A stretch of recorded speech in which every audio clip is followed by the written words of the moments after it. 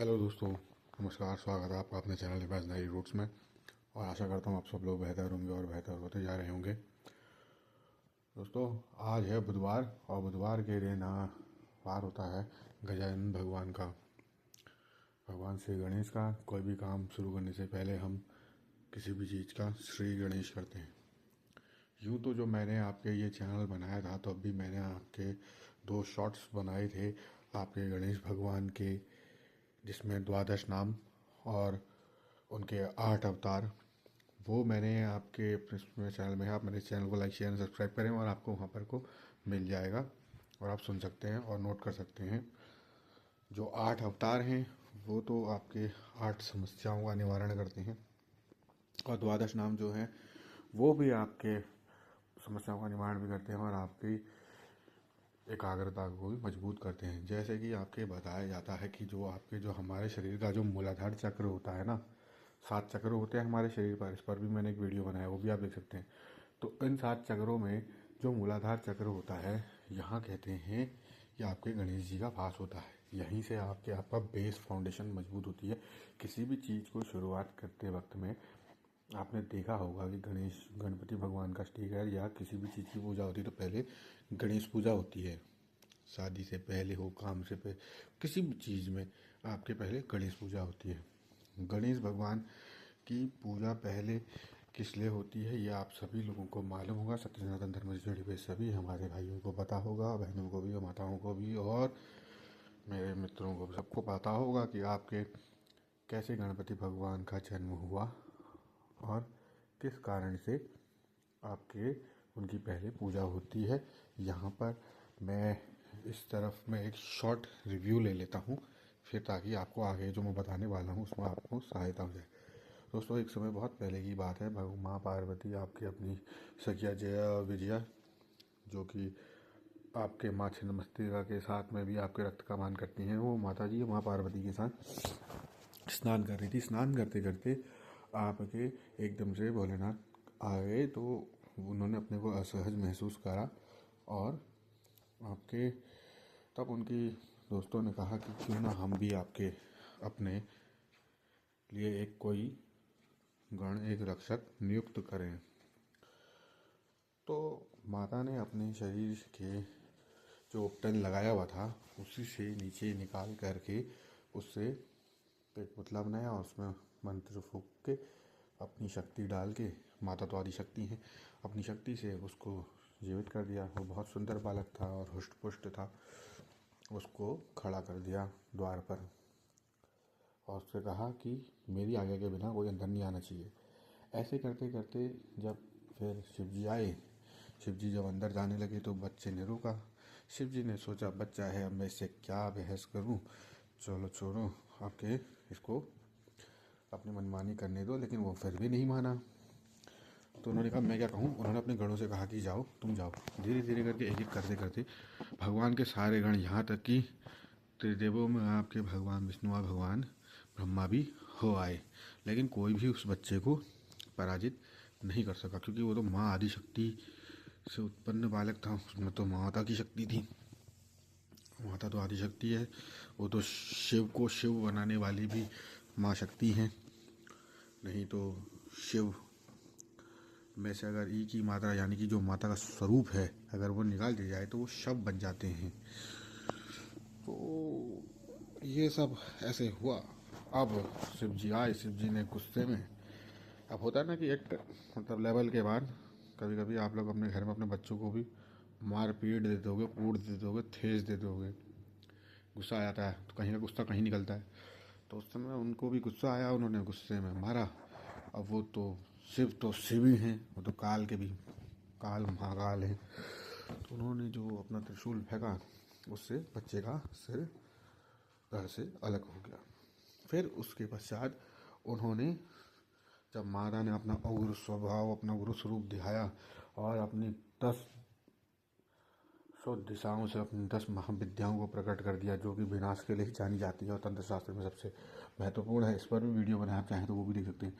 तो उनका जब वो आई और प्रलय होने लगा और सब कुछ समाप्ति होने की कगार पर हो गया, तो सब ने हाथ जोड़कर भगवान से कहा भगवान इस बच्चे को पुनः जीवित करें। अब भगवान शिव तो शिव, लेकिन अब शिव के अस्त्र से मस्तक विदीर्ण हुआ था, तो वो दोबारा तो जोड़ नहीं सकता था। तो उन्होंने कहा कि आप जाओ यहाँ से उत्तर में जो भी माँ अपने बच्चे के विपरीत दिशा में मुंह करके लेटी होगी, तो उस बच्चे का सर ले आना। तो गई, कोई मिला नहीं वहाँ। एक हाथी सोई थी उसके, वो अपने बच्चे के विमुख होकर सोई हुई थी, तो आके वो उसका सर ले आए। हालांकि ये न्याय संगत तो नहीं है, और क्योंकि वो भी किसी का बच्चा था, लेकिन वो स्वयं माँ आदिशक्ति का ही आपके पुत्र बन गया वो बच्चा। और जो भी है ये सब चीज़ें, ये भगवान की इच्छा से ही होती है, इसमें क्या करा जाता है। उसका तो पूरा कुल तर गया, वो तो पूरा अपने परिवार को तारने वाला हो गया। अब यहाँ पर भी आपके दो कथाएं और आती हैं, अब उसके भी डिटेल में जाना ही पड़ेगा, क्योंकि जब इतना महत्वपूर्ण बता दिया तो वो भी बताना पड़ेगा। अब क्या हुआ कि जब वो सर लेके आई और उन्होंने उसको पुनः जीवित करा, तो पहला तो वरदान ये मिला कि सबसे पहले पूजा तुम्हारी होगी, प्रथम पूज्य गणेश। तो हर तब से आज तक हर एक चीज़ में पहले गणेश जी की पूजा होती है, तभी दूसरी चीज़ों की पूजा होती है। गणेश जी फाउंडेशन है, सब कुछ है, और जब वो चलेंगे तभी आपके बाकी चीज़ें हो सकती हैं। उससे पहले आप किसी को कितना ही जप लो, कितना ही पूज लो, कितना ही कुछ कर लो, नाम जप कर लो, कुछ कर लो, XYZ कुछ भी कर लो, क्योंकि बिना गणेश जी के तो पूजा हो ही नहीं सकती किसी भी किस्म की। अब वो बात अलग है कि आपने सबको एक ही में निर्गुण में ही तब्दील कर दिया है, आप निर्गुण भक्ति में विश्वास है आपका, तो बात अलग है, तो कहा जा सकता है। लेकिन अगर आप सगुण में आते हो तो आपको पहले परम पूज्य गणेश की ही पूजा करनी पड़ेगी, और ये बहुत ही महत्वपूर्ण सिद्धांत है जो आप सभी लोगों को पता होना चाहिए। चलिए यहाँ से फिर हम आगे बढ़ते हैं। यहाँ तो हो गया गणेश जी को वरदान मिल गया, और गणेश जी आपके अमर हो गए, और आपके क्या नाम कहते हैं प्रथम पूज्य भी हो गए, और भगवान आदिशक्ति माता के तो पुत्र भी, और बहुत उनको आशीर्वाद और वरदान मिले। अब जो दूसरी जो आपके यहाँ पर कथा है, वो ये कहा जाता है, मैं हो सकता है दोस्तों मैं पहले से ही मेरे मन में भी एक डाउट है इस चीज़ को लेके, लेकिन फिर भी मैं आपको शेयर कर देता हूँ। हो सकता है मैं किसी चीज़ में क्रम में आगे पीछे हूँ, तो उसको आप अपनी बुद्धि से सुविचार करके करें, और मेरे से कोई गलती हो तो उसके लिए मुझे क्षमा करें।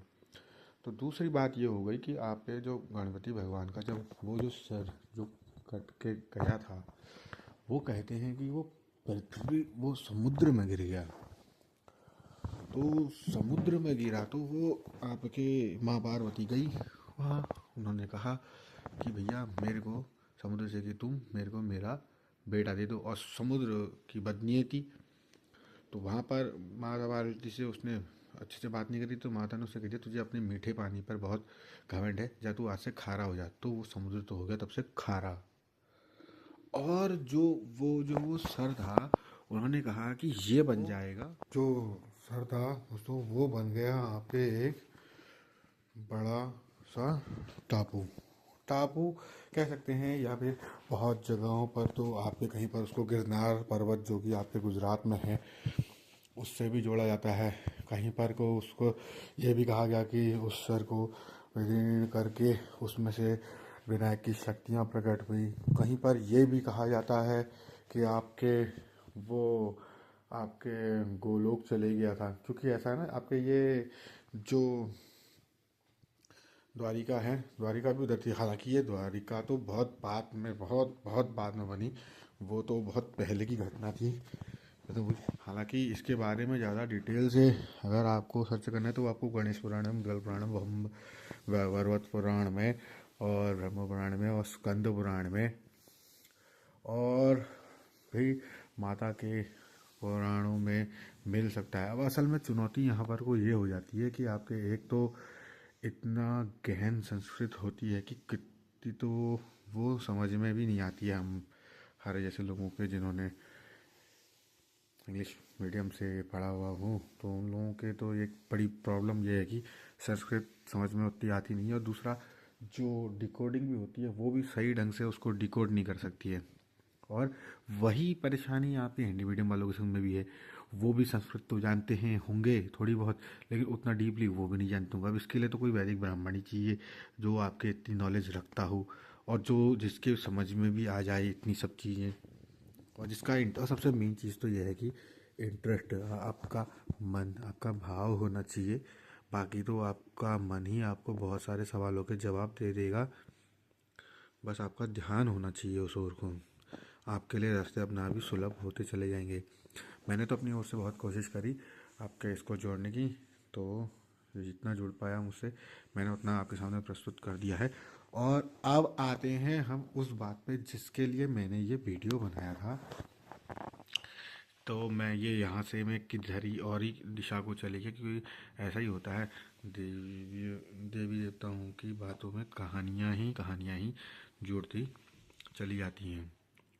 अब मैंने इसलिए बनाया था कि आपको ये बता सकूं कि गणेश जी के दो जो पुराण हैं, गणेश पुराण, मुद्गल पुराण, ये आप लोगों को मिल जाएंगे। आप लोगों को इसको पढ़ना चाहिए और इससे अपनी ईश्वर की शंका को निपटाएं। और प्रथम पूज्य गणेश जी तो हैं ही। आज मैं फिर अपनी लाइन से भटक रहा हूँ, मुझे अब थोड़ा सा ब्रेक लेना पड़ेगा लग रहा है। जैसा कि आप सभी को मालूम है कि आप गणेश भगवान की माता आपके माँ पार्वती हैं और पिता शिव जी हैं। और इनकी जो धर्मपत्नियाँ हैं वो हैं रिद्धि और सिद्धि। और इनके जो पुत्र हैं वो है शुभ और लाभ। और जो इनकी एक बेटी भी है जिसको हम कहते हैं माँ संतोषी। माँ संतोषी भगवान गणेश भगवान की पुत्री हैं। दोनों भाइयों ने अपनी बहन को ना होने राखी ना बांधने के लिए कही थी बात, तो आपके भगवान गणेश ने उनकी के अनुसार माँ संतोषी का जन्म हुआ। और शुक्रवार के दिन बहुत से लोग माँ संतोषी का पूजा भी करते हैं।